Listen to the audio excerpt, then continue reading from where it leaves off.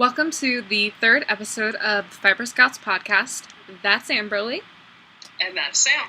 We are a nitty, crafty sister podcast. I'm coming to you from Cleveland, Ohio. And I'm coming to you from the Chicago area in Illinois. If you are somehow a returning viewer, thank you. Yeah, that's cool. If you are not, welcome to the podcast. We might be a little bit silly and a little bit disjointed, but welcome to the ride? Question mark? You're selling this really well. I am the best salesman. So, do you have anything to say before we get into all of the nitty goodness? I would just like to say that it's not just knitting and crafting. I think we would just like to say broader fiber stuff. Like, there you go. Fiber. Fiber life. Because I like felting, you like felting, you like sewing, so... I spin, Yeah, I can't spin for my life, generally. I've tried to teach her.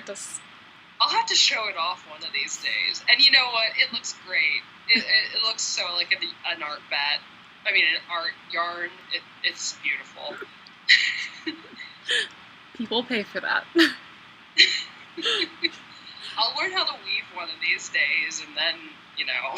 I definitely want to get a loom. But if I get a loom, I'd want it for, like, blankets and stuff like that. I wouldn't want a small one. I'd want one that's large. So. You know, beading. When I was younger, I did a bead loom. Yeah. So maybe someday in the future. We'll see. Okay. And then I can use up all my yarn scraps and just... I don't know, apparently that's weaving. I will say that we may swear. We're not exactly... Yeah, so heads up about that if that's something that bothers you. Sorry, Scouts honor. Wrong hand. I'm Right hand, inclusive. right? Both, okay? There can be all people. This is not just for Lady Scouts or Boy Scouts. I don't remember which sides either one does anymore anyway, so... These are fiber scouts. Yeah. I care about the fiber of your being. So it should just be needles up. Yeah. There we go. I don't have any... That's not very inclusive for people who don't necessarily knit. True. So there should be crochet hooks and... Like, fluff everywhere. Yeah.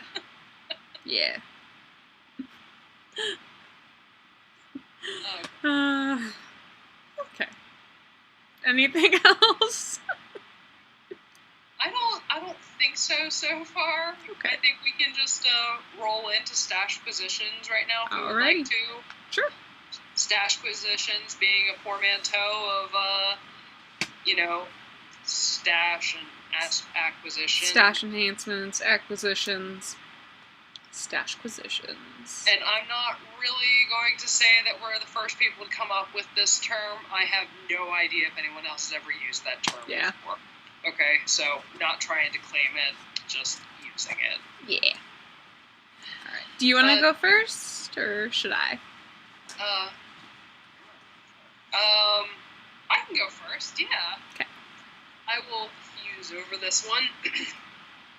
So, I think I mentioned on a previous episode that I'm a part of the Yolsta Shawl Club for this year. I was a part of the Yolsta Shawl Club last year as well, and was pretty pleased with the results. And maybe the year before. Can't remember. No, last year is the first year, because we split it, remember? No, I think it's been 3 years. I think I missed the first year. Yeah. Because we did it one year and we split it. Right, but there was a year before that. Because I remember very, very much wanting a pattern and having to wait for it. So I think it's 3 years then, yeah. Yeah, so I think it started in 2016. This is 2018. So anyway, I've been waiting to wind this hank of yarn terminology is really hard, but anyway, since I've gotten it, but I was waiting till we did this to do it so I could show off what it looks like, because we all know these are much handsomer as these loose things first. So this is Callisto. It is running the whole way over from Scotland to join us here join me here, not you, sorry Sam. But anyway, it's a 55% to 45% BFL, superwash BFL to silk. It is lovely. It is a fingering weight yarn. Doesn't smell very sheepy, sadly, but that's okay because it's great otherwise. And if you look at it, it kind of shifts as you like move it in the light. It's got this blue, and it's got purple, and it's got green.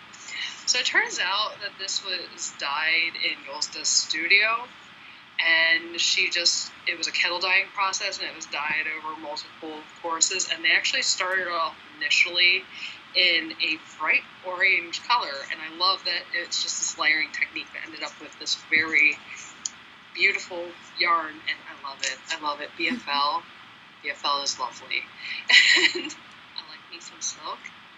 And I'm really glad that people are combining BFL and silk as much as they have been recently. I think that's been a more common combination recently. I think so, yeah. Like, it's existed previously. I just think that this has been a slightly more common combination lately. Yeah. And I'm really excited because I would like to use it to knit what it was for. I mean, the pattern that came with it. Yeah. So, this guy is called Theme. It is every single one of these comes with a designed pattern and a little postcard that shows you kind of the sketch of it. And essentially the idea behind it is a little cow shawl, or a shawl that's designed like a cow. Anyway, it gives you the idea of having kind of a kerchief style. And I am really excited to give it a shot because, you know what, I really do love being able to wear a shawl in that style. But sometimes they really do slip off. And I think Sam, on many occasions, has had the experience of having to help me, especially at a sheep and wool festival, adjust to the point that it looks like I am a cool and hip young person as opposed to a person who doesn't know how to put a shawl on. This is the truth. I mean, I've gotten better over time, but something I can just go like this with, totally fine. And totally, like, a great idea for biking, for example, right? Or wearing in high winds, which I seem to keep living in areas that are high wind areas, so. More so now. All right. That's my one stash position. I think I have been doing very good this year, and anyway. Keeping your purchases to a limit. Alright. So it's been quite a while since we've podcasted, and since then I've been to Maryland Sheep and Wool. We go every year. Sadly this year Aaron really wasn't able to join us, which is a shame, but it's okay. Yeah. But, started a summer class. By started a summer class, I mean start teaching a summer class. So I got one of the bags, as we do every year, because they are just the best bags. They've got 2 really nice size pockets. Favorite thing. I love being able to just, like, put my keys on it and drop it in, and it'll go right into the pocket in here. And then I don't have to worry about digging around in my bag. It also, for me, makes sure that I have a couple of these bags too. Make sure that I can keep 2 different sets of keys separate. I have my car keys versus my office keys. And does it have the outside pocket on this one as well? Yeah. Pretty sweet. The best. So Rhinebeck bags you get are pretty cool, but Maryland Sheep and Wool, I think, has the superior bags. I agree. I really do. I use them far more than I do the Rhinebeck bags. Although, Rhinebeck bags make for a really good carry-on bag. They also make for a fantastic laptop bag. Okay, so I was very, very, very well behaved this year and didn't go on a massive spending spree. Which is hard. It's with all the pretty yarns. super hard. So I picked up 3 skeins of yarn, 2 pins, and a bag. And then stuff for you and stuff for Mother's Day since it's like right around that time. So let's see, we've got. I picked up the 2 pins. One was just the Maryland sheep and wool for this year. It's turned into a thing that I'm collecting these, I guess. And then also I picked this one up. I like that one. Yeah, I think it's super cute. So, if you want it when you get here, you can have it. I'm just offering it, you know, since you didn't get a bag. Okay. Enamel pins, they're cool. I like enamel. They're very cool. Alright, and then the other bag that I got, so I guess technically you got 2 bags, is currently already housing a project. It's had multiple projects run through it.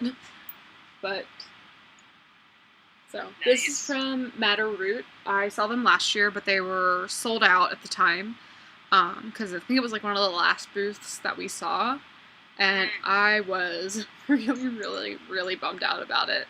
So I made sure it was one of the first places I went this time, aside from Miss Babs and Dragonfly Dye Works for their special yarns. But I was pretty stoked when I found it, so. Yay. So what's going on with the handle? It actually doesn't have a handle, so it's just the bag rolls down and turns into. That works really nicely. Yeah, pretty great. And it's really, really sturdy. It's a really nice canvas material. It's like a nice woven canvas. So what was the name of the company again? Ravelry. Mm-hmm. Okay, cool. It's actually on a little tag on the inside. Do you know if they get the fabrics, are they custom fabrics, or do they do their own screen printing? I'm pretty sure they do their own screen printing. I'm not entirely sure, though. All I know is the bag's wonderful. And this thing can hold a 3 skein, like, shawl project easily. Like, I could probably fit a sweater in here. Cool. So, really like that. That's actually currently housing a 3 skein shawl. We'll talk about that later. So, as I was saying about Miss Babs and Dragonfly Dye Works, I picked up this guy. This is her Hot Shot base, which is an 80/20 superwash merino a nylon blend, and it is called Sunday Drive. It's got some really, really pretty like blues and greens in it, and this is actually pretty accurate to the way it looks. The green might be a little bit brighter. Okay. But it's lovely. It's gonna make a nice pair of socks. The Hot Shot base is a base that I've used to make socks before, and it holds up extremely well. It's a really, I don't know if you'll be able to tell, but it's a really high twist yarn. Okay. So, and then it's got the nylon in it, so it's pretty darn durable. So that is the first skein I got. And then I also got this from Dragonfly Dye Works. It's not quite as bright as it's showing up less bright than it is. There we go. Okay. So like these are definitely brighter than what they look like. But this one is called Boardwalk Lights. It is their Traveler base, which is just 100% merino, superwash merino. I think I actually have an idea for what I want to make out of this. I think it's a DK weight, and I just recently got the Pom Pom Quarterly Anniversary Edition, because there's a sweater in it that I wanted it, so. But anyway, I digress. There's a pattern for a pair of mittens in it from Hohi Locatelli that I think would look really cute with this, and it's a DK weight pattern. So I was really gonna have a moment of, that is not enough yarn to knit a sweater, Sam. And I was like, let her have her moment before you be that jerk. And I still think it would make a cute hat. The last one is it's a new to me dyer. They are on the round. This is their signature sock yarn, and it's a superwash merino nylon 80-20 blend. And it's really nice and woolly feeling, which I would not expect from a superwash yarn, but it feels like it's going to make some really great socks. It's not like unpleasant next to the skin, but I wouldn't necessarily, personally, want a sweater out of it, but it is super pretty. And this is in the patina colorway. Nice. So. It's very pretty. So is that the yarn that drew your attention as you walked past the... No. I saw dealer? we were walking past. So I got this at the Madder Root booth. So obviously it was Madder Root and On the Round together. As I'm just flailing yarn around. But the bags drew me to the booth because I knew where they were last year, so I was like, oh, we should go check over there. And as I was going to check out, I saw the yarn and I was like, oh, I'll just look through this. And this one, I had picked up another one, and then I saw this one and I immediately put the other one down and went, I'm taking you home with me. And yeah, their yarn was really, really reasonably priced, and I'm really excited about it. So,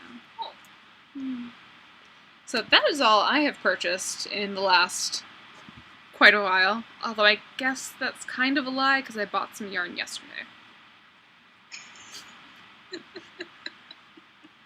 But that has some future plans for it. So, including that sweater. So, yeah. There is that. But I've been very good about buying yarn this year. I have not been. So. Yes, and I think one of the things that we're planning to do is actually kind of a fun way to deal with the low fiber diet. Yes. A way to still bring some excitement into your collection, even though you're on a low fiber diet, without getting a net gain of fiber. I'm probably gonna be getting another one. One of the things that we're planning on doing with our friend Sam. So actually, technically, we're going no, because we're all going to be making some. We're going to be making advent calendars for each other. Yeah, we had talked about the idea before, because obviously trying to reduce the yarn stash is important, especially when you've got quite a large stash, like we both do. So we had talked about it. More than anything at this point. I think overall, I've knitted more than I've brought in this year, which is too. Good. I'm really excited about that. But I stole the idea from Katie from Inside Number 23, because she did the yarn advent calendar with two of her friends. We are doing it a little bit differently. We're doing calendars for each other, so we'll all be getting 2 calendars each. Which is okay, because honestly, I do multiple calendars here anyway, like advent calendars. Last year I had a tea advent calendar and a yarn advent calendar, so 2 yarn advent calendars will be great. Yeah, it'll be really cool. So we'll be doing that for each other, and it'll be a nice way to help to stash down. However... No, we'd be doing a stash neutral. Stash neutral, yes. I tried. But, no, it's not trying, it's just doing. Now, you could decorate with yarn, but that would be silly. Once Upon a Corgi's doing an advent calendar, so... Oh, yeah. I see. I can't really pass that one up, can I? You can, but you don't have to. Exactly. Okay. Now, as you notice, I am totally being an enabler here, and I shouldn't be, but you don't have to. I deserve it, right? Right. I've had a rough year.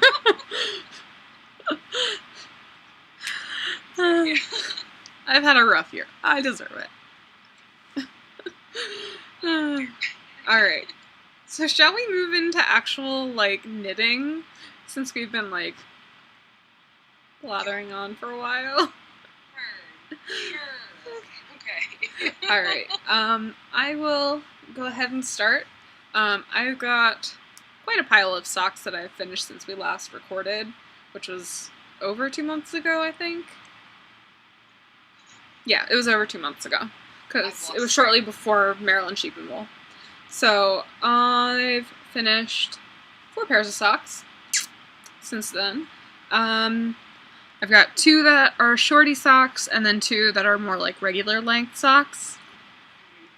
I'm not going to go into too much detail because socks. And of course, I did not bring my sock blockers in again. Apparently this is going to turn into a theme. So, the first ones are Once Upon a Corgi in the Dying to Burn at the Stake on her Audrey base, the old Audrey base, which is just BFL. There we go. Yeah, I think it's BFL nylon. Right? Yes. So this was from her Series of Unfortunate Events Club. She did a series of yarn for 13 months, based off of each book. So this one is the Dying to Burn at the Stake. I love how it kind of ended up being like a self-striping yarn. Yeah.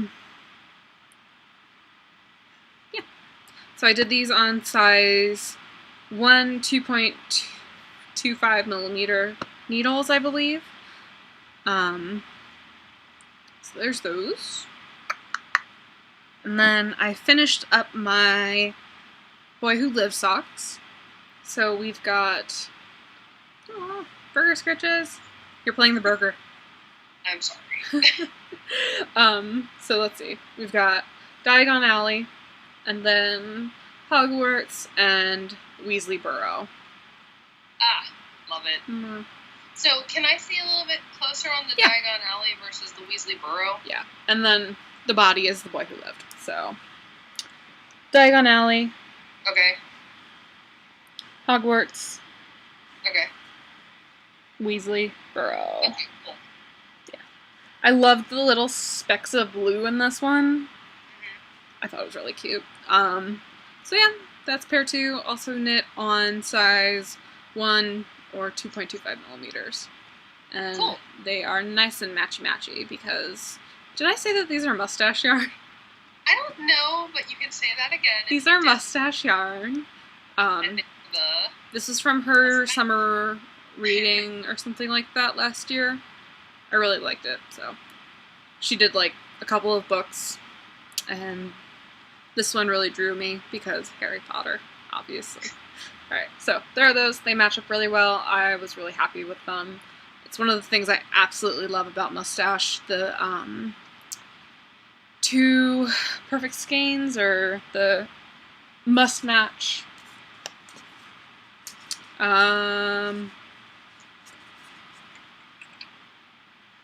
Yeah, must match. So they're like 2 skeins wound together like this, and then you pull them apart and there are 2 smaller skeins in it.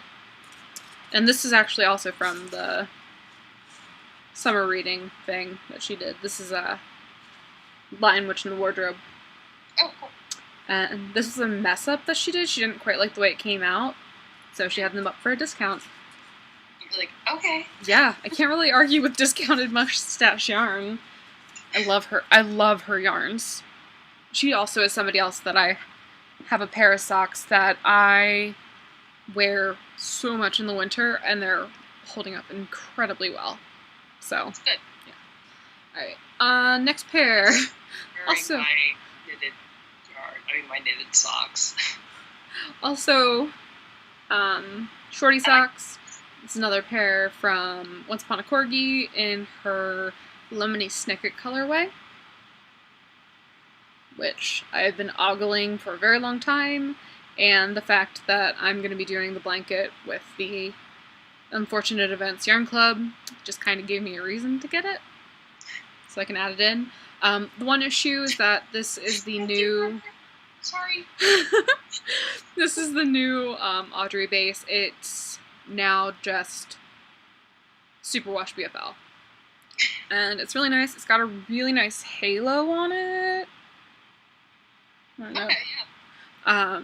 I was really worried when I first started because it's a much plumper yarn that I wasn't really going to like it. But I actually really, really do like it. It's super soft. I would totally knit a sweater out of this. And it totally matches your hair. It does.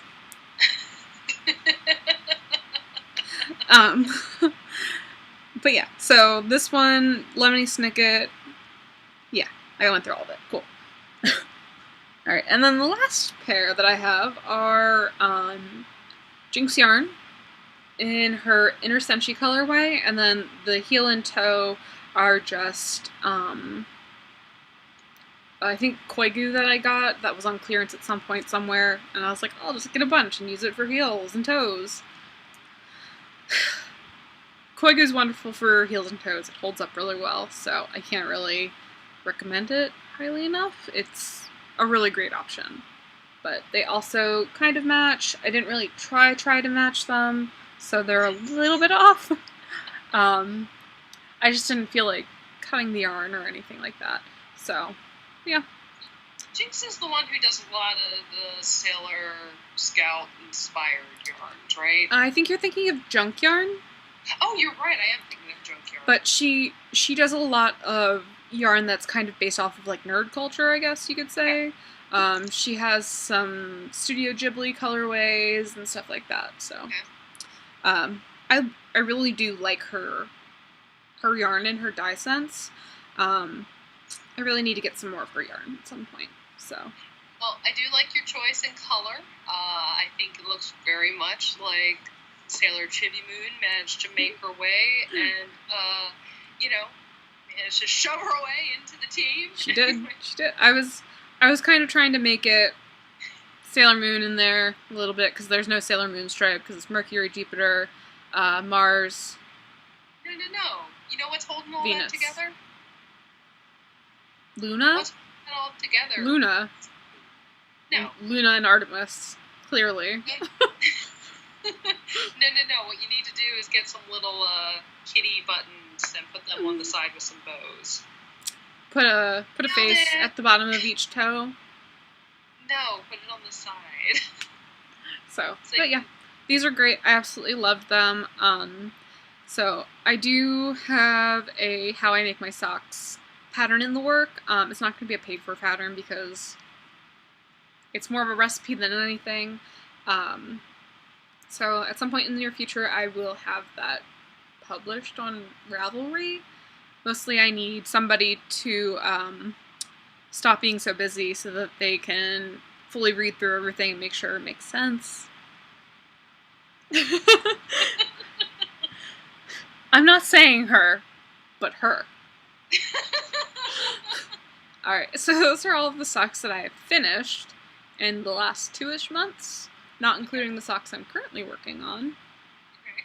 But, so, what do you have going, lady? Let's see here. Okay, so we're doing finished projects right now. Yes. So, one of the projects that I finished was one that was on my to-do list for a very, very long time.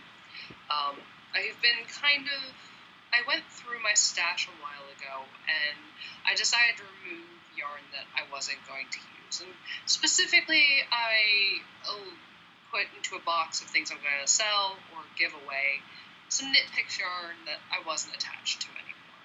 And nothing against Knit Picks yarn, but that was kind of like my graduated from acrylic yarns that I got at... oh crap, there's a cat. Anyway, graduated from, the Red Heart acrylic yarns, and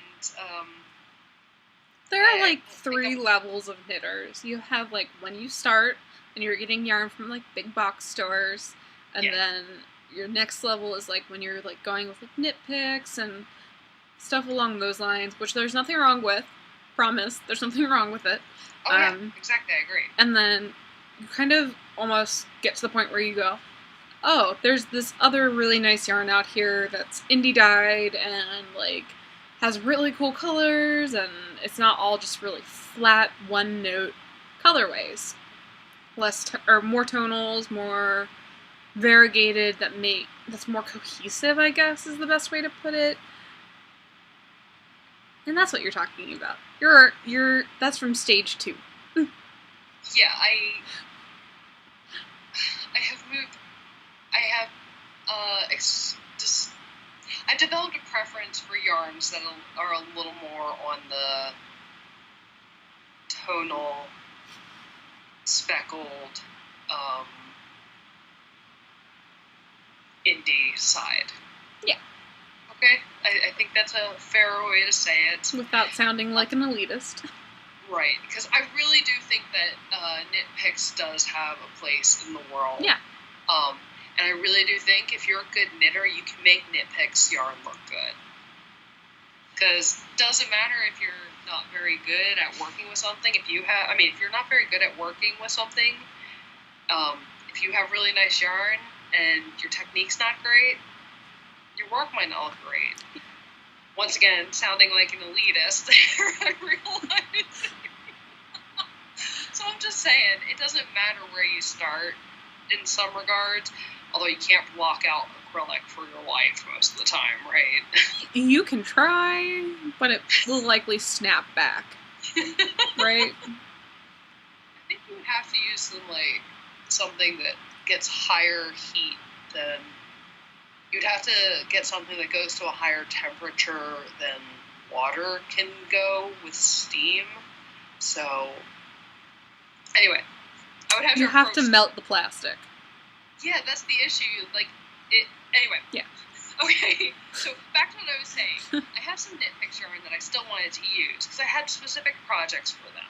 And some of them are really cool color changing ones. I have this, the dragon,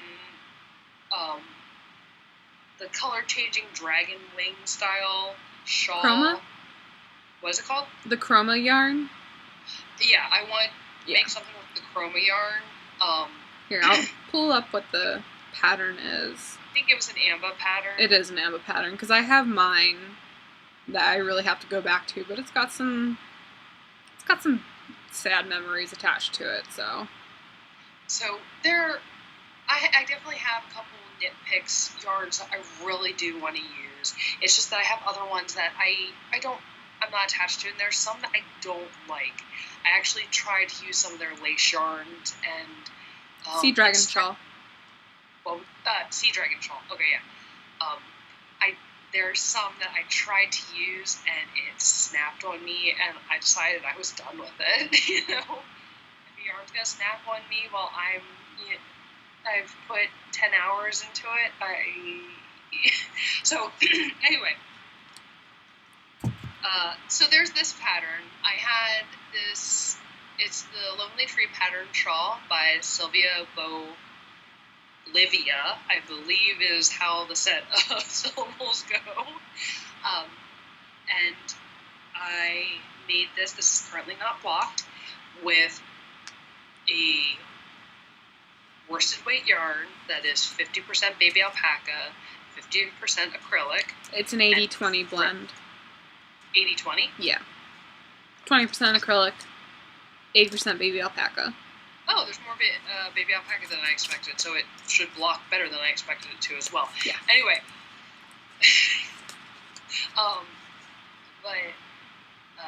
The yarn is called Ravelry. It's no longer available as far as we're both aware, and it is, and the colorway is called Potion.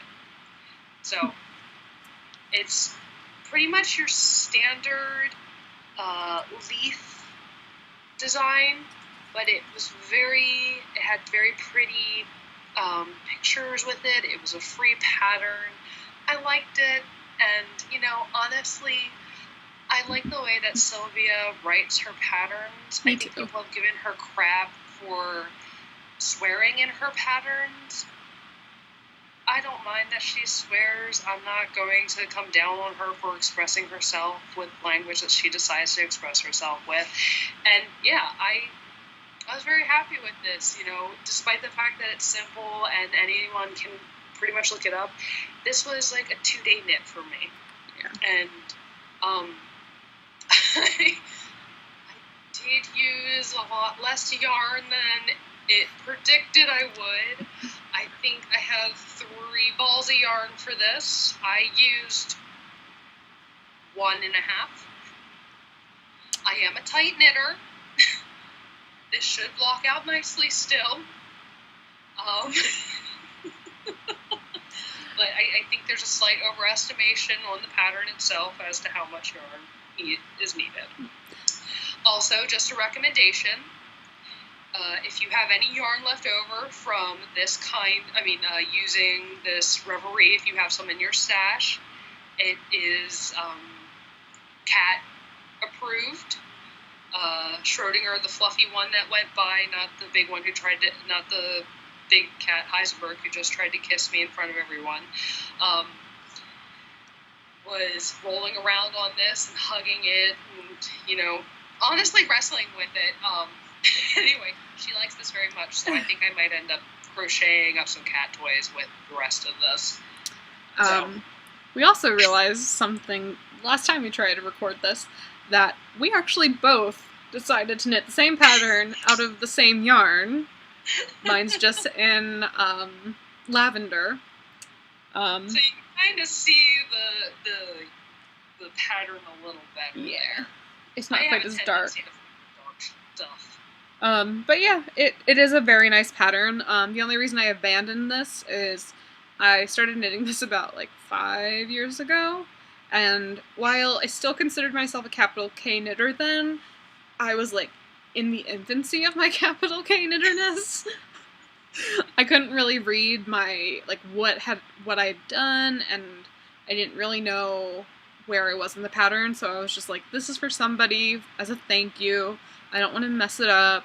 So it kind of just got shoved into the closet and kind of forgotten about.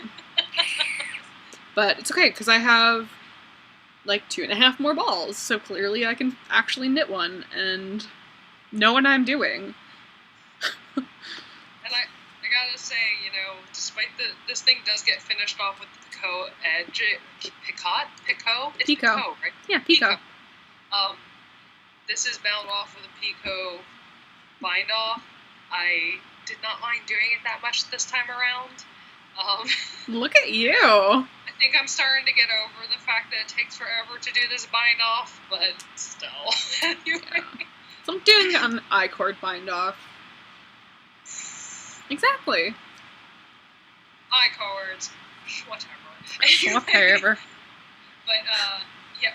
I don't know when I transitioned over to capital K knitter. I think it just happened. Yeah.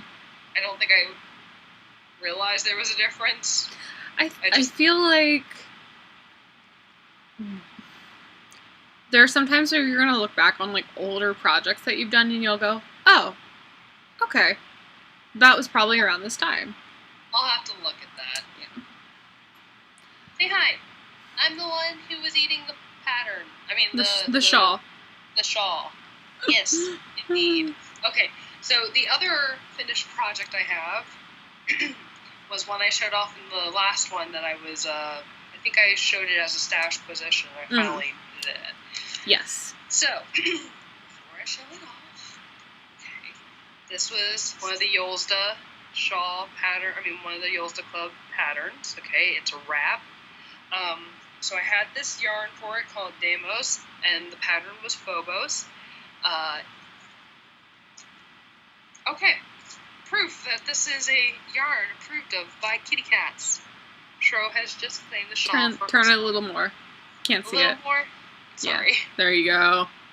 So, totally claimed for herself, and, you know, I am pretty confident that yarn is going to stand up to her, so I'm not going to try to yank it out of her hands right now. Anyway. Alright, are we still adjusted okay here? Yeah, you're good. Okay.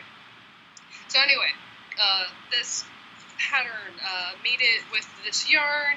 It's this cool little wrap. It's a lot of texture work. So, as you can see here, we've got this long thing.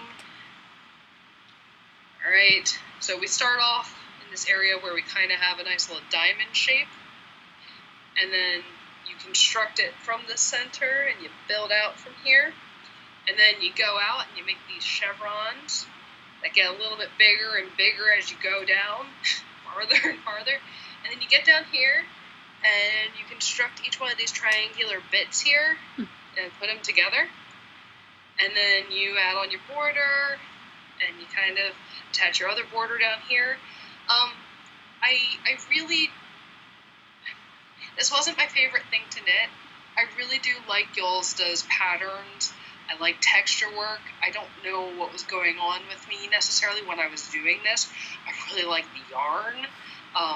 It's nice, feels good. It still feels nice against the skin, even though it's definitely on the sheepier side. Smells sheepy. I'm gonna have to soak this at some point, and it'll probably smell less sheepy then. But I guess what's going on with this is I just wasn't in the mood to do a construction project. Right. I probably wasn't in the mood to do a lace project either. It's a heavy lace weight yarn. But here's one of the things coming from as a technique knitter, as someone who enjoys doing different kinds of things. It was really cool seeing how this was built. It's nifty seeing how people decide to create something, and doing a construction piece like this, I wouldn't necessarily expect someone to go from this area here and build in the way that Yolsta built it, and then do this triangle, and then this triangle, and this triangle, and then attach the garter edges. It's really cool to see how someone thinks, and I think that's one of the nifty things about patterns. Mm-hmm. That's the nifty academic aspect of it, right? Yeah. I really do appreciate that about patterns, and I really do suggest, if you want to have a nice long wrap, this thing is pretty cool.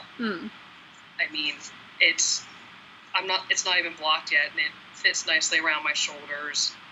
And I've got some broad shoulders. Yep. So, but it's a nice bit of texture work. You can do this while watching something if you would like. There is enough involved in it that you can kind of pay attention. So it's not just mindless work necessarily, but it's not so involved like a lace pattern that you would not be able to pay attention to something else. Right. It's not something you could necessarily read text while you knit though. But I do want to share something that I realized when I skeined up the yarn for this. So when I was opening up my skein for this, because the yarn kind of came like this, right? Well, you can't see it right now, but anyway. There you go. You can't see inside of this, obviously, right? It's wrapped around it. So, I opened it up, opened up my yarn, and I was like, oh my god, that is so cute! These are I think those were the Zwart balls. Yeah, I think so. So, this is this Deimos, I bet. Anyway, is an 80-20 Cordale to Zwart balls mix for the fiber mix. Do this. It's been a long week. I do have to apologize. I am definitely having issues with words. I could barely explain what a K-cow was today, and so it was good times. But so those were my 2 finished projects. Okay. Then I also have one more that I finished. That's between right. then and now and then, you know. I don't those candies. This is the Be Kind shawl by Vera Valmaki. In Once Upon a Corgi yarn in her Tesla base. And let me just pull up the blend. It is a 70-20-10 Superwash BFL silk and cashmere blend. So more BFL. We're fans of that. So it is a very, very long shawl.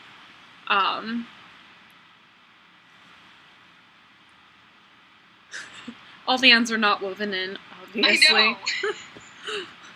Is that a thing with us? I don't know. It's not blocked yet, though, either. So, but I'm absolutely in love with this thing. I'm looking forward to it getting colder here so I can start wearing it. But it was an absolute joy to knit. I really enjoyed it. I don't normally get to a point where I'm knitting over 400 stitches and go, oh, I'm still enjoying this. It's normally the moment where I'm like, I'm just ready for this to be done. But the ending row is literally this whole, the last couple of rows that you're knitting are all that long. But it's not a Pico bind-off. No, it's not. But the bind-off did take forever. But it was a really, really good pattern. I could easily see myself knitting another one. It was kind of mindless, as you said, kind of potato chippy, but it's also really soft and smells like sheep. We're probably going to end up having an episode where it's like, this is my blocked project. Look at all these things I blocked. I swear, I'm going to block this. But this thing is over 6 feet, so got that, and then I've got that. Nice. That is huge. Yeah. So it's over 6 foot easily. It might actually encroach on 7 foot. And it's just going to grow when I block it. So, because Superwash yarn likes to block like crazy. Really did not expect it to get that big. I know. I knew it was going to be a larger shawl, but I didn't realize it was going to be this large. And it's going to be so much deeper once it's actually blocked because, Yeah. But you should knit one of these. Maybe. Oh, I should probably mention that the colorway that I knit it from is the That's No Moon colorway. And she does what she calls varigradients. So they're variegated yarns, and it comes with 3 skeins. So part 1, part 2, part 3. So it starts out with a lighter version of the actual color, and then a darker version of the actual color. Once Upon a Corgi does yarn specifically for Vera's yarn? I mean, for Vera's patterns? No. Didn't you just say varigradients? Yeah, it's a varigradient. Oh. Okay. There you go. There you go. So yeah, so it's 3 different skeins, and I used up pretty much all of them. Nice. I've got enough to make some hex puffs and maybe wind off some yarn for you to make some, but for the most part, this shawl ate up a lot of yarn. In a good way. In a very good way. But yeah, cool. I love it. So that's all I have for finished objects. That's all I have for finished objects, too. Cool. Do you have any hose? I have almost, like 3/4. And, this one, I guess this one is like 3/4 of a half. Okay, then I have 2 hose. This hose stuff only makes sense for mittens and anyway. This is another shorty sock. Once Upon a Corgi yarn in the Something Sinister on her new Audrey base. This is also meant to go into that blanket after I knit the socks out of it. Nice. So, really like it. Followed my standard short sock pattern. I have not started the next one yet, so there's that guy. Doesn't smell like feet yet. No, not yet. And then the next one I have, this is actually a project that has been sitting in wait for a while, over 2 years. I know you're really excited to see these being worked on again, but they are the Business Casual Socks by Tanis Lovely. I'm not sure how you say her last name.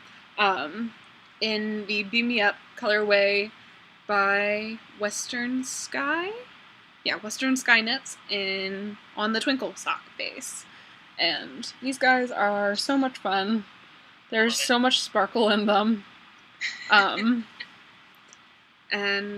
I feel like this was the beginning of, like, my slight love for cabling. I really liked how they came out. I love the striping effect on them. Even this little pulling bit here. You know, because you and I are fans of pulling. There are a lot of people who go out of their way to avoid pulling. We like pulling. We love our pulling. So these have been sitting in a bag, hanging off of one of my cabinets that I keep fabric in, waiting to be worked on because I didn't want to do the heel flap and gusset because I hate heel flap and gussets. They are just so time consuming. You have to do the heel turn, then you have to do the gusset, then you have to do the decrease rows for the foot, and you also have to pick up stitches, which I don't mind as much now as I did back when I first started knitting socks, but I do not like heel flap and gussets, and these definitely reminded me why. But I just got to the point where I finished the gusset, I picked up my stitches, and I'm ready to start on the decreases and the foot. So I'm looking forward to having these.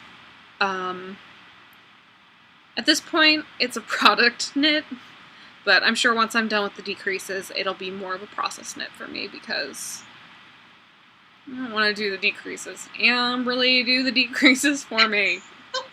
But I really like them. I can't wait to have them. I love me some sparkly socks. Yeah. Yeah. I think one of the reasons why we like pulling as much as we do is because I think it's kind of seeing what the yarn does. Yeah. Right? Yeah. It's just like, it's revealing its identity to you. Yeah. I agree. It's showing.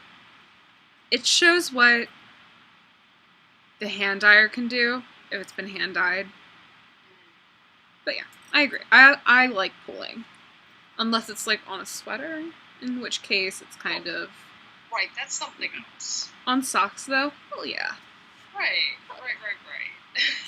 So those are my half-finished objects. What do you got for whips, lady? All right. Well, we've seen this previously. I've been working on these socks for a while, and we were talking about this. But okay, so I showed this one previously. This is pretty much based off of Sam's pattern. Where is it? Okay, it's tough. I'm using the Tough Love sock. Sweet Georgia yarns. What? Sweet Georgia Yarns. From Sweet Georgia Yarns in pea shoot. Okay. I have put a fish lip kiss heels into it by this point. I do a longer leg on this ankle, whatever you want to call it, and I've been working on the foot. Honestly, I think one of the reasons why I haven't done much work on this is I prefer to always have the same number of rounds on my foot, and I lost my little Oh no. I just have to suck it up. You need to stitch markers and put it back in. You need to like I have to order some of these guys from Amazon. I have those. I actually have them. You have no excuse. Exactly. It's just a matter of going and taking care of it. And sometimes that's hard. Yeah.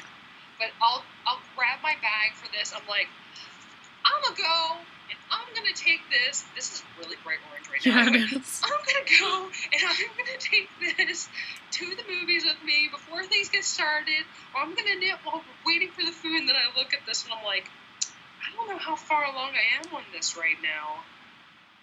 This might be getting long. I can't work on this anymore. So well, I need to just sit down and take care of that because normally my first sock takes a really long time. I have the reverse, what is it called again? Second sock syndrome. I have first sock syndrome. After I make my first sock, I'm like, let's get this done. And then I'll be like, second sock. And it's done. Anyway, yes, it just goes like that. And then I have my socks ready to go. So I really should do that. This sock has been languishing. I think this sock was turned into like maybe just cast on like a couple rows in from the first time we shot a podcast. So I just need to, maybe these will be the eternal socks and I'll just bring them out occasionally and we'll be like 500 episodes in. Anyway, it'll still be around. Did I mention, by the way, that Burger is now approving of the yarn? Aww. So here, we'll give Burger his moment as well. Aww. We see him. Cat. Fantastic. Mm-hmm. Okay. So anyway, please ignore the laundry basket. That's someone hasn't completed their chores, and it's not me in this situation. No. Not trying to be shady. Just that's like halfway through work kind of stuff going on. So anyway, my other in progress work, unless you want to show yours off. Do you have more than one? only two? I have two. I have three. You have three. So I'll go ahead and show all of yours, or should I just show my next one? I'll show off my socks. Okay, you show off your socks. Obviously, I've got another pair of socks going, right? Okay, so these are, again, my socks. It's a longer pair. Yes. This is the colorway Hooray from Coloring Book Yarns. Cool. I've loved coloring book yarns for a really long time. I got a hold of a skein last fall, shortly before Rhinebeck, I want to say, and I didn't want to knit it because I didn't want it to be my only skein. I wanted another one backup just in case. So that's here, not that you can see it, but this is the autumn something colorway. But this one, and I got this one recently in one of her updates, and I was like, I must have it! So I finally decided to cast it on. It vaguely reminds me of like a pencil here, because you've got like the yellow of the pencil, then the like woodish color of the area where you sharpen, but then it's the eraser. So it's kind of backwards, but you know, it reminds me of a pencil while I'm working on it. Darn it! So yes, so the sock body is made up, or is from, I can talk, I swear, is Coloring Book Yarns in the Hooray colorway. This is the cake. Look at how fun this is. And then I am using, for the heel and toe, I'm using this, which is a copper corgi colorway. I don't know anything else about it because I lost the ball band, when I skeined it up a really long time ago. But God. You've stressed your yarn. I know. Having it in a ball. Alright. But, this has been really nice to knit with. I, want way more of this yarn. I'm super glad I got the gradient kit around Christmas. That's really pretty. I like that color. So, that is the heels and toes. It actually matches the dark blue in this pretty well. So, yes. That is what I'm currently working on. Like Am said, it's a fish lips kiss heel. That's what I do on all of my socks. Because I can do this in 20 minutes and be done with it and then keep on with the foot. Yeah, it's honestly a nice heel. And it fits my foot really well. It's a nice heel. I like the patterning of other heels. I really do. But I think the Fish Lips Kiss heel might fit my heel better than a lot of other heels do. Yeah. I also have a super deep heel. Anyway. I'll also share this really quick. So, recently because of the surgery and everything, I wanted to have something simple for me to work on that I didn't really have to put much effort or pay too much attention to. Because I thought I was going to be all dead, after. I wasn't, thankfully. I was actually really, really, alert, I was knitting, when I got home from the hospital. I'm sure I would have been knitting in the hospital had I had access to my knitting. But, yeah. You also probably would have undone all of it. I've been working on a bunch of hexapuffs. Yay! This thing is, chock full of them. Let's see. So, all we of these. We should go back to doing the hexapuff confetti. All these. So, I've got a ton of things going on in here. I've got a lot of samples from Miss Babs. So, yeah. Miss Babs and her samples. So yeah, I'm really happy getting back to this. I forgot how much I enjoyed making them, because they're very much oh, I'll just whip together a hexapuff. It'll take me 20 minutes, and then you have a little finished object. So, they've been really satisfying, especially at first when I was home from surgery, because I was able to just be I don't have the concentration to do anything. Okay, I'll just do one of these. So, but yeah, and look at this bag!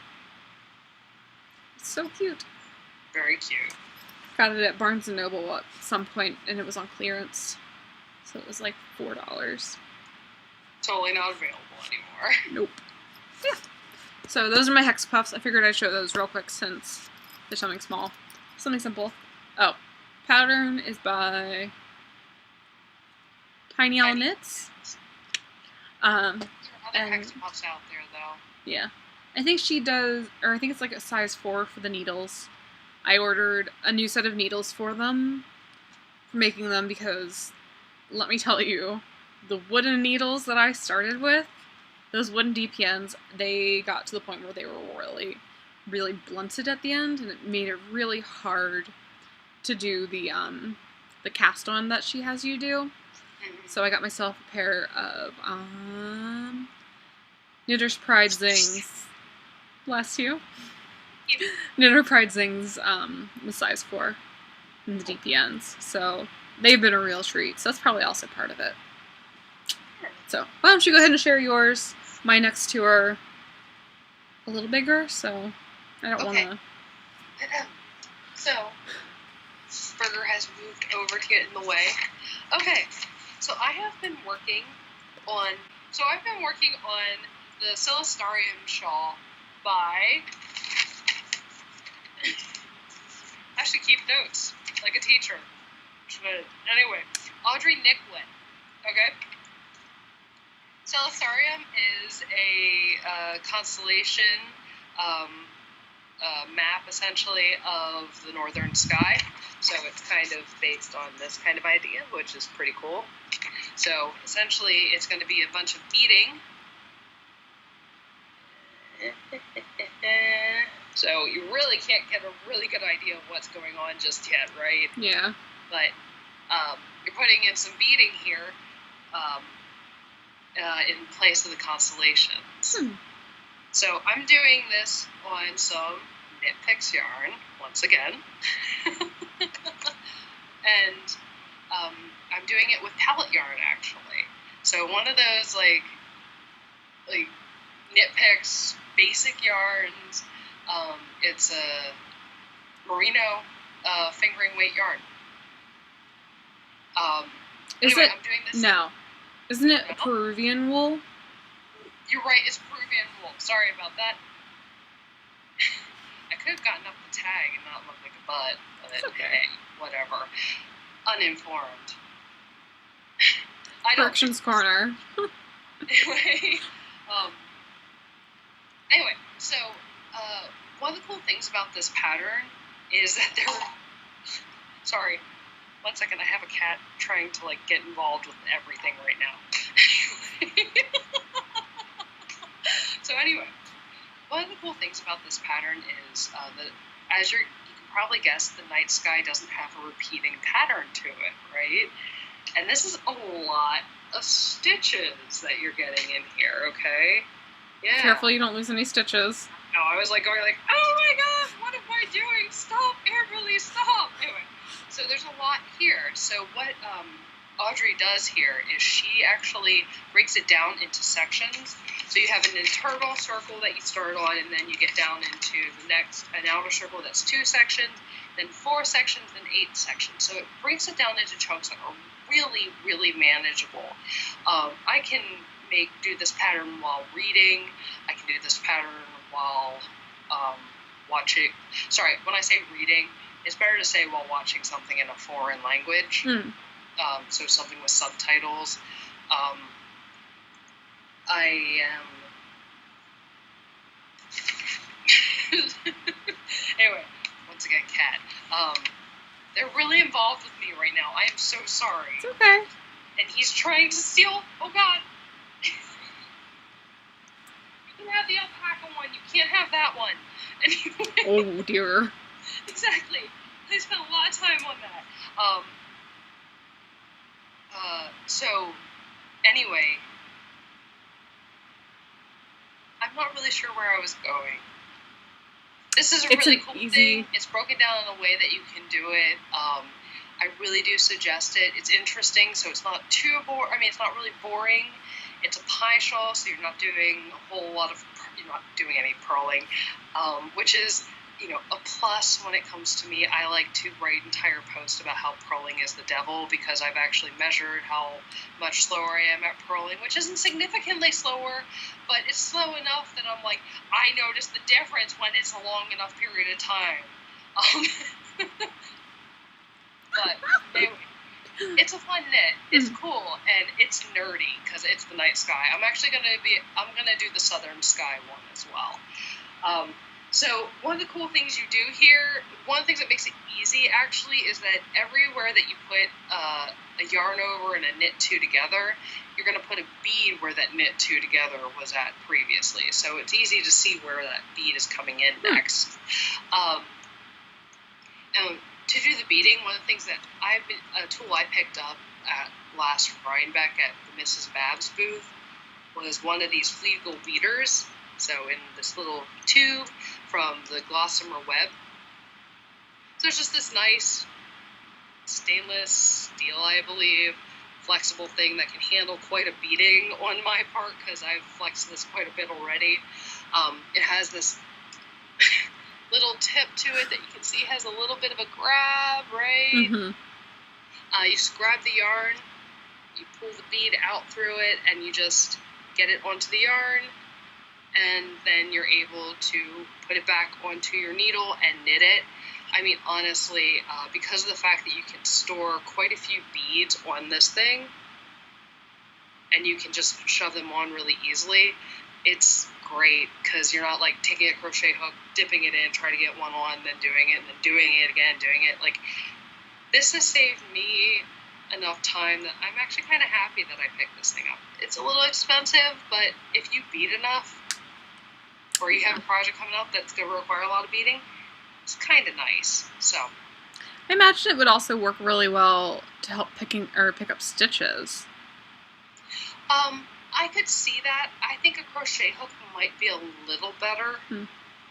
I mean, just because I'm used to using a crochet hook. But yeah, this totally could be a multitasker. I mean, honestly, I could see if you had enough space on it, you could just bop it down like this and do something. I mean, sorry, you can't see what I just did there, but you could totally do that. That's a great multitasker.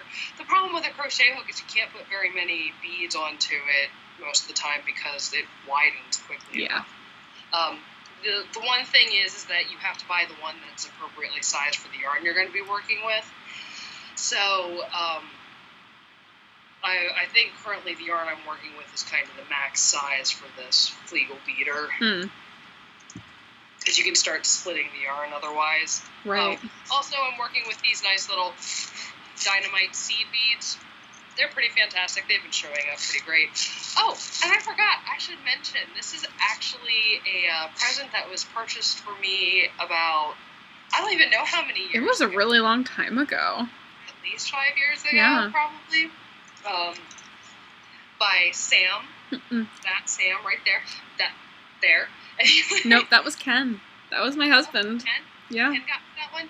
Oh, right, you got me the one for the deco cardigan. Yeah. So from her husband instead. AKA, I totally picked it out. So, from the couple. Anyway, so they got me the palette yarn in Abyss Heather, some beads, and the pattern. And it's really nice. I'm finally glad that I got around to doing it because it is appropriately science nerdy.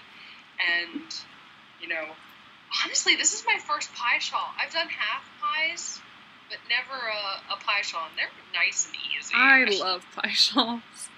It was one of the first shawls I ever did was a pie shawl, and I adore that thing. And let me tell you, palette wool, or palette yarn, like, softens up with use. Oh, yeah. I definitely steal your raw and APEP shawl when I visit all the time. Yep. But I do think I'll probably grumble a little bit when I do the blocking. Yeah. Oh. It took up our whole kitchen floor when I blocked my raw and APEP shawl. I'm not kidding. That thing was huge. I think it's almost as tall as I am. The poor cats will have the craft room cut off from them for a little bit. Oh well. Anyway. I cannot cut my craft room off for my kitties, sadly. Well, sadly, happily. Yeah. Okay. Should I do sweater or shawl first? Sweater. So, I've been wanting. My choice. I lied. Keep going. I've been wanting to do this sweater for a while. I don't remember how long I've had this book, but I think it's been since at least last winter. It's got a bunch of really pretty patterns in it that I want to knit. But it is the Woods book by Making Stories. It's a ton of patterns. It's a decently thick book. And I backed it on Kickstarter, however long ago that was. And I was really, really happy when I actually finally got the book. It's got, you know, instructions, it's got a bunch of patterns, there we go. It's got tutorials, and it's got some, I don't want to call them interviews, but I guess interviews is the way to put it. And then like things from the designers. So when I saw this pattern, the Winfell cardigan, or sweater, when I saw this, I fell in love with it pretty much right away. It's a nice stranded color work pattern. You have a really pretty pattern on the yoke, and then there's, it's not the right page, gotta go back a page. It's got a really nice detailing around the bottom and around the bottom of the cuffs. So, I finally cast it on. I've had the yarn for it for a while. And this, it's a bottom-up cardigan. Probably should say who it was designed by. I just hit my light. Come on, let's do this. Jen Steingass. So, it is a bottom-up sweater, and so far this is what I have. This is less than a week's worth of work on it. It's going by super quick. I know once I get into the color work on the yoke, it's just gonna zoom, because as much as the first time that I did a color work sweater, I was like, I'm never doing this again. I really like it. It's a lot of fun. I'm not getting too much puckering in this, which I was really surprised about. Just show off my floats here. You're doing a good job. Yeah. So those have come out really well. And I think the key to this for me for color work is knitting both English and continental, because that way my yarn's being pulled as I'm knitting, and it leaves a much better loop instead of just going, this looks about right, let's wrap it around and keep going. And on top of that, I'm not dropping my yarn and then picking it back up, dropping it, picking it back up. It let me just continue with what I was doing. So I'll probably have to break out, somebody bought me a very nice little tool where you could have multiple strands of yarn going at one time off of one finger. That was you. So I'll probably have using that tool for myself. It wasn't working. But no. Anyway. Nope. No, it's okay. So I'll have to break that out and see if that works well for me for this. But yeah. So this is about where I'm at, and I'm really enjoying it. The yarn I'm using right now is Madeline Tosh Twist Light in the kitten colorway. It's really pretty. It's a really nice, like, warm browny gray. Nice. And then this is this green, brown, like black color. I don't know if you can really tell. There we go. It's slightly variegated. Is Norbert from Dragonfly Dye Works. I don't remember what the base is. Oh, yeah. I remember that one. Yeah. I picked it up Gin? last year at Rhinebeck. No, it's not gin. It's just, I think it's just her regular sock base. Okay. But, so then the other colorway is going to be this by Madeline Tosh as well. It's Electric Rainbow on Twist Light. You know, it's still a dream of mine to collect all the neutral tones from Tosh. And by neutral, I mean the grays. Yeah. Yeah, seriously, I love so bad. her grays are amazing. Yes. So, yeah, I think I picked this up when it was, apparently I'm a bargain hunter right now for yarn, when it was on clearance? Or was it just there was a sale? I'm not sure which. I think it may have just been a sale. But I ended up picking up 4 skeins. I was like, I can make a sweater with that. So, cool. I'm really excited about this. That is hopefully a Rhinebeck sweater. We'll see how that goes. And I know whenever you call something a Rhinebeck sweater, it takes twice as long to knit as it should, and then it ends up being next year's Rhinebeck sweater. Although, aren't we supposed to technically start knitting Rhinebeck sweaters the month before Rhinebeck? I've got time right now. Alright, so then what I've got living in the Matter Root bag, actually. Are you going to be okay seeing this? Sure, yeah. Okay, Yeah. so this is the Glamour Tide shawl, I believe. I hope that's how it's said. From Yolsda Teague. Oh, look And at you fancy saying her last name. It is currently a mystery knit along, so if you don't want to see it, I would look away. I can put a timestamp possibly in the down bar, but these are the yarns I'm using. They are a little bit obnoxious. I'm apparently knitting a Stephen West shawl without realizing it. So the top one that I have here is hedgehog fibers in noir on her sock base. I think that's what she calls it, right? Let's find out. Maybe.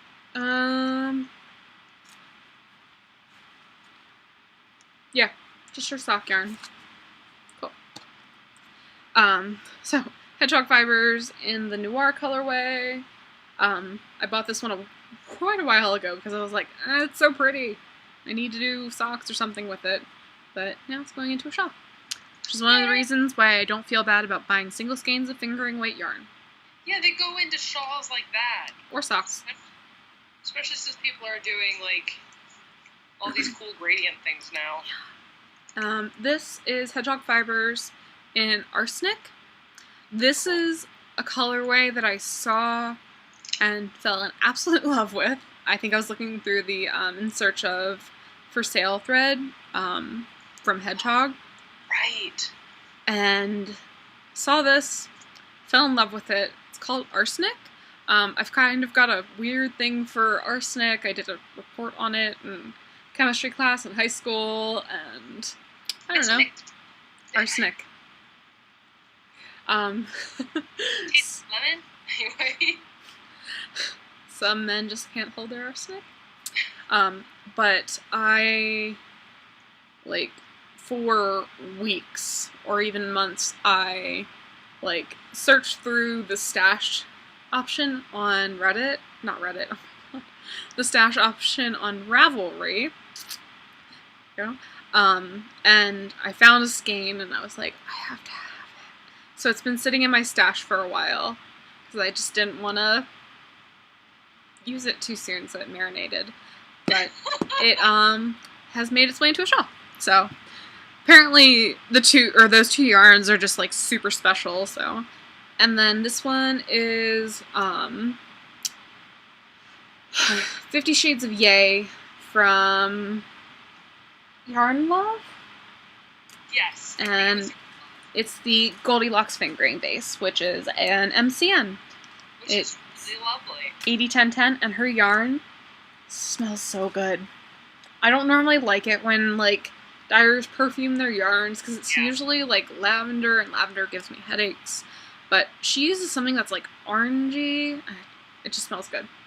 Bergamot. I have no idea. Maybe. Oh, anyway, her yarn smells really good. So, alright, I'm going to show the shawl now, so if you don't want to see it, look away. I'm partway into Clue 2. I actually almost finished with Clue 2. But so far, this is what I've got. It's definitely crazy. I wasn't lying when I said I feel like I'm knitting a Stephen West shawl right now. Mm-hmm. But she's doing a lot of texture work in it, which is really interesting. Got just some basic slip stitches down here that you kind of mirror up top here. But these are slip stitches that you're picking up and slipping throughout the next couple of rows. So I would say they're echoing them instead. Yeah. And then... yeah. So I was really worried that my color A, which is noir, and my color C, which is arsenic, weren't going to go together very well. But the black in both of them definitely helped to tie them together, as well as some of the orange speckles throughout it. So they actually, I'm really happy with how they turned out. Although I did realize the other day that I have this skein that I feel like would have worked really well. Oh, but, yeah. yeah, but I'm still happy with what I with what I've got going. So, yeah, this is the Glaumeyer Tide Shawl. God, I hope I'm saying that right. By Isolde Tig. Yeah. Words are hard. They are, especially when they're in another language that you don't actually have that much familiarity with. Yep. Right? Yeah. I can't wait until this is done. It's going to be really nice and soft, and it's going to be obnoxiously bright. Just like me. What? No, anyway. Yeah, you are obnoxiously bright, aren't you?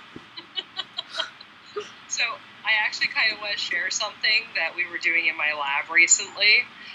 By lab, I don't mean my research lab, but rather a lab that we were, like what my students were doing. Mm-hmm.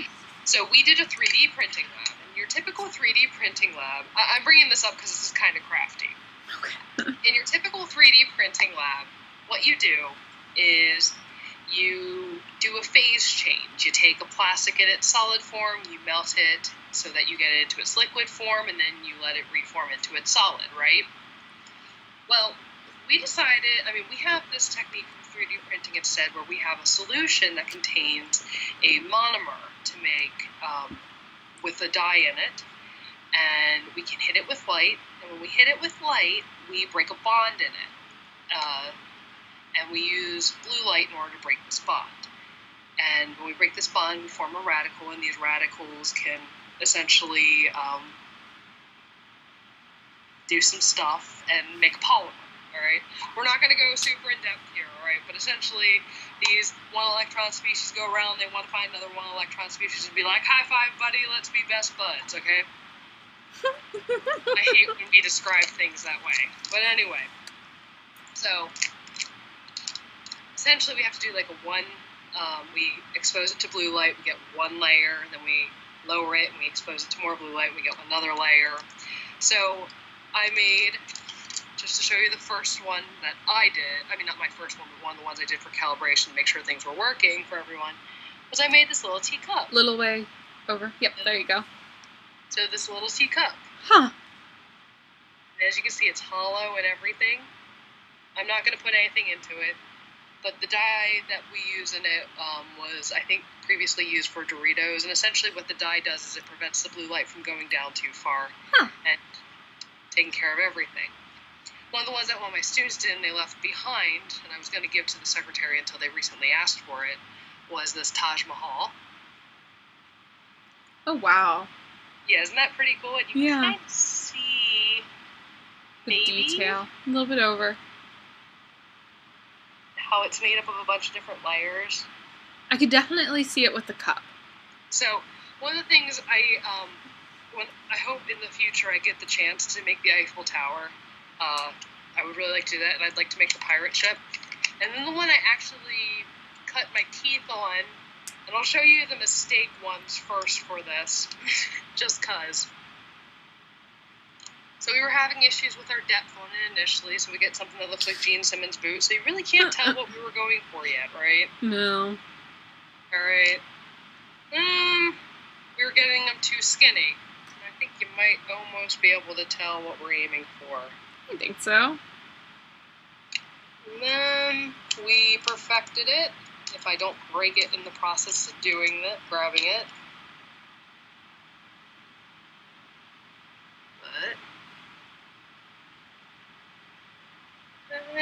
Crap. Anyway, this is so hard to show. Here, maybe this one will be easier to see. Is that a Batmobile? It's a Batmobile. Anyway, so that was some fun 3D printing in a slightly less standard 3D printing thing that took advantage of a chemical reaction as opposed to using your standard, slightly more boring physical thing. It's a little more limited, definitely a little more limited, but I'm sure you could extend it a little bit. But yeah, very cool. The students had fun with it. And the science behind it's pretty nifty too, and I could probably go in more depth with it, but anyway. So anyway, So is there any parting words we want to talk about before? Well, there's something I want to talk about real quick. Yeah, sorry. So last night, Ken and I went out. We met up with a friend that we don't really get to see very often because she's the person that lives in North Carolina. But she came in town. We went out for dinner. We went to the Hofbrauhaus, which Käsespätzle. Standing on tables and singing, but anyways. But after that, we finally got to see Hamilton. Oh my god. It was so good. Oh my god! let me bring myself back down. Yay! But, it's definitely we laughed, we cried, it was really good, gave us all the feels, the way that we didn't know history could. So, the song, I think it's called In the Eye of the Hurricane, which probably doesn't stand out as much on the track, when you're listening to it, because it's kind of in the middle of everything. It's after when he wrote My Way Out, or is that the name of the song? Essentially, when they turn the entire stage around, everything is being pulled apart. I think that's the one that really stood out to me as being a spectacular moment of, this stands out compared to, sorry, that was, a really amazing moment. But we got to see it on opening night, which was really cool. I saw it opening weekend in Chicago, So knowing that we're, that first group that they get to cut their teeth on, it was so cool. So the women that played Eliza and Angelica, if I didn't know any better, I'd say they were the ones from the original Broadway cast. They just sounded that similar? They sounded that similar. Okay. The guy that played King George, he was so good. There was one point where he had his soldier guy thing bring out a stool for him to sit on so he could watch the rest of the play. And then he got up and danced with Burr at one point. He did such an amazing job. He was so funny. Ours watch from the side of the stage on the balcony instead. Yeah. It's a little bit difficult at the State Theater here for them to get to there, so... Yeah. No kidding. Yeah. But, oh my god, it was really good. The man that played Aaron Burr did a phenomenal job. Aaron Burr. Sir. So when it started, I was really uncertain about the guy that they had play Hamilton. He was very reserved and very, I don't want to say shy, but kind of, And as the show went on, he got better. So I think it was very much nerves. But, yeah, it was really, really good. The guy that played George Washington, holy shit, could he sing? Our George Washington was amazing, too. Our Hamilton was definitely more on the flirty side, I think. Okay. Definitely more. Our Hamilton showed up earlier. We were taking pictures outside ahead of time, and there were these girls having their mom take a picture, and this guy who's dressed down comes out, and he, puts his arms around them, and he's like, take the picture, and the mom's like, and we're kind of like, this looks like a homeless guy, what is he doing? He's like, no, really, you're going to want this picture, take the picture. And eventually the mother's like, okay. And he goes, bye. And the girls were like, oh my god, do you know who that was? And he's like, that was the guy playing Hamilton! Oh my gosh.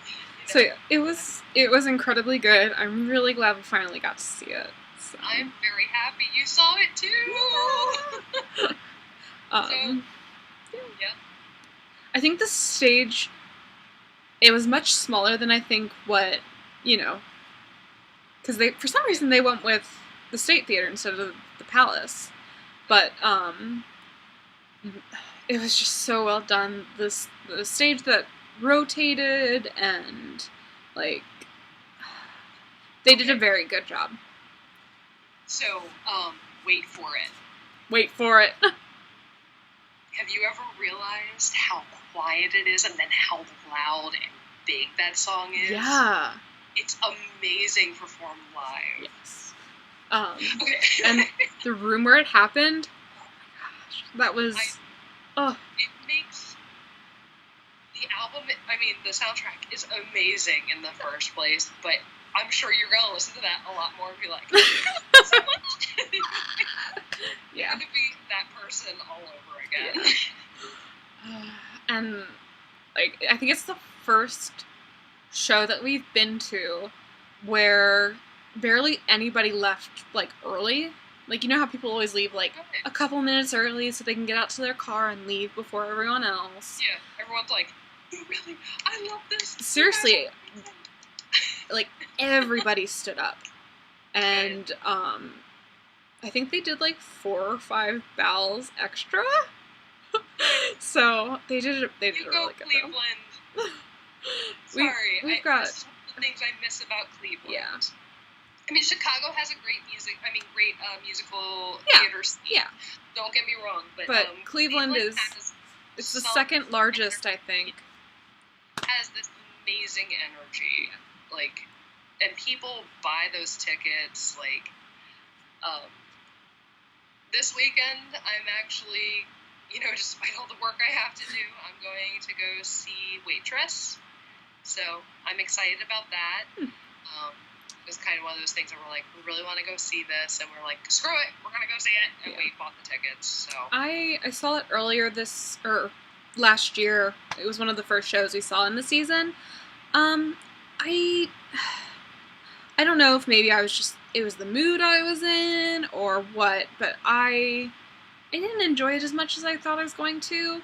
I mean, it was still good. It was worth seeing, but you know, I hope you enjoy it. I really do. Yeah. I mean, I'd like it to have the little, like, relax on it.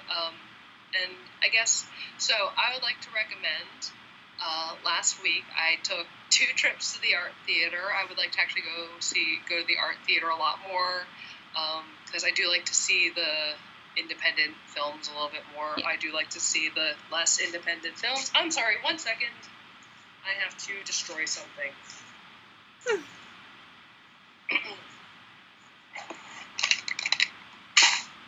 Anyway. Sorry. What?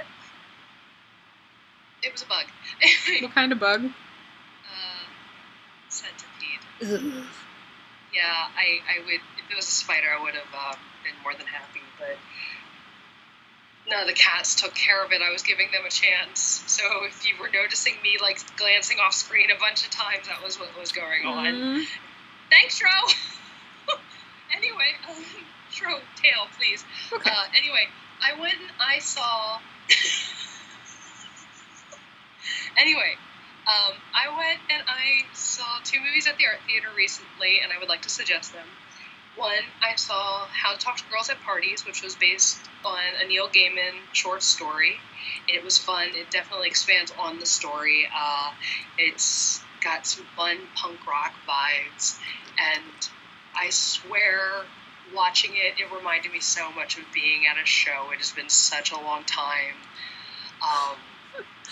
since I've been to a punk rock show. I feel like I'm too old to go to a punk rock show now, right? The last time that I went to a proper punk rock show probably was back in college when we saw The Gallows with AFI, and that's when I messed up my hip because of the circle pit for The Gallows.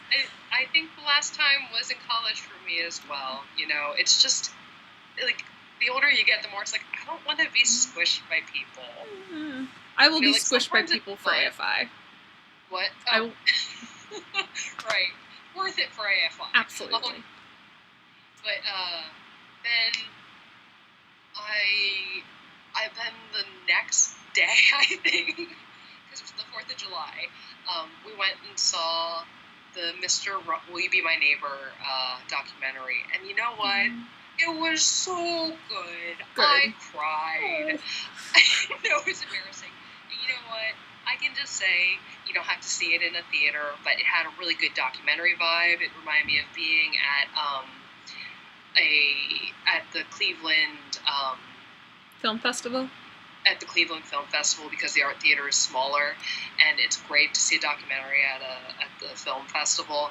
But it would be great to watch it in your home, Mr. Rogers, in your home, very personal. But it was just great. It felt like a good documentary. It was very engaging, and anyway, it was great. So I just gotta say, you should watch it. And then there are lots of great movies out there you should see, probably. If you have some extra change, go and see Ant-Man and the Wasp. That's a fun little superhero flick. So we were planning on going and seeing Ant-Man, but so we use MoviePass because MoviePass is pretty nice. You pay like $10 a month and you get to go see one movie a day for the whole month without paying anything extra, really. But they recently started implementing some changes because apparently they lost money a lot faster than they anticipated they would. So you have to take pictures of your movie stubs now. Really? Yeah, to prove that you went and saw the movie you say you went and saw. Because you can't go and see certain movies more than once. So, like, pretty much any Marvel movie, you can't go and see it twice, which sucks. Because I want to go see Deadpool again. Or I wanted to when it... Anyway. So, and then... Technically that's a Fox movie, so that's not an MCU movie right now, unless the deal goes through with Disney. And anyway. So, then, oh, and so, for certain movies, when they first come out, if they're considered during prime time, you have to pay extra money to see them. Really? Yeah. Which, I don't like the idea of that. I mean, part of the reason that we got MoviePass was to help encourage us to actually go see movies. But, so instead of going and seeing that, because it was considered a primetime movie, we went and saw The Incredibles, too. It was so good! I enjoyed it so much. But, so if you haven't seen that, I would definitely recommend going and seeing it. Yes. We can go see Ant-Man now. It's off that, like, list. I think it's, like, within, like, the first, like, 2 weeks or something of it coming out.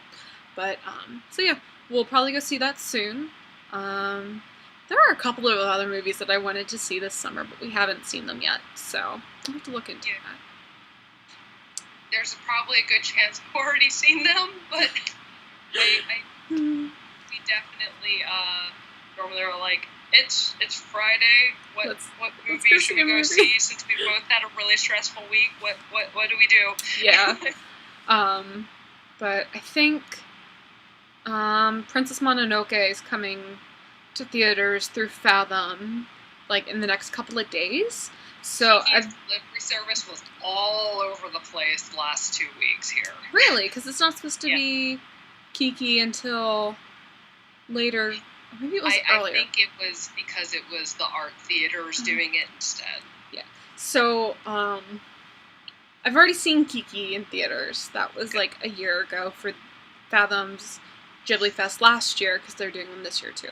So, but we'll probably go see Princess Mononoke, because it's one of the few Ghibli films that I haven't seen. Really? Yeah. So, just already it's a little on the bloodier side. So, because I'm a huge Ghibli fan. More violent side. I'm a big Ghibli fan. I've got a number of the junk yarns here that are based off of Ghibli characters. So we'll probably go see that. Sadly, MoviePass doesn't cover those, which sucks, because they're like extra. I think they want to support the because it's a special event. Yeah. So we'll probably go see that. I saw Curious Incident of a Dog at night. Oh my god, wasn't it amazing? But I saw it through one of the Fathom events. But yeah, it was amazing. Like, so seriously. It was beautiful. It was amazing seeing that book I read as a turn into a play. Do you have that book, by the way? I might, because I did read it when you were in college. Okay, so I had it. It's probably with you then. Yeah. I just was curious where I ended up leaving that book. So that was a really good play. I think we saw it last season. Right, and I had missed out on it on a previous chance. It was amazingly well done. The way that they actually, like, incorporated the lights with the sound, it made it really... Like, you kind of understood how he felt. Right. Is my I comb? think I'm gonna have to get going. Okay. Alright. It's okay. We need to go down to the game store. We have a bunch of games to drop off for the flea market. Okay. So. Alright then. So What? this was a good thing, and we will pick up at soon, probably soon. Okay? In 2 weeks when you're here. Yeah. Yes, indeed. Okay. Alright. Bye. Bye!